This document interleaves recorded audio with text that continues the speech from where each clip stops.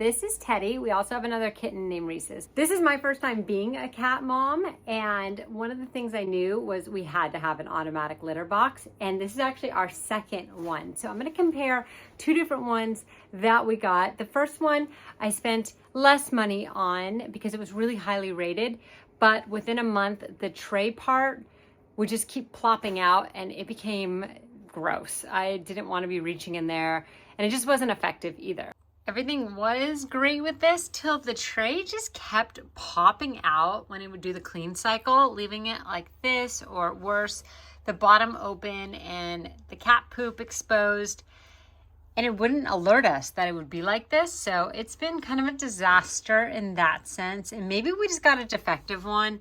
Maybe somehow our tray got stretched out, but didn't work out so well for us, unfortunately.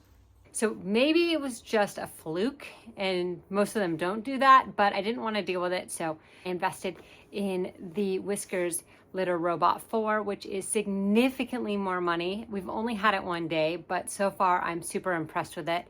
So here's my comparison. The Fumoi one wins on price. It's 3 to 4 times less expensive than the Whiskers one. However, I think the Whiskers one is a higher quality automatic litter box. It has less potential to break as well. I do like the app better with Fumoi, so I'll give it that. And then as far as being quieter, I think that the Whiskers one wins on that, and also less smelly. I do think the Whiskers one helps contain the smell a little bit better.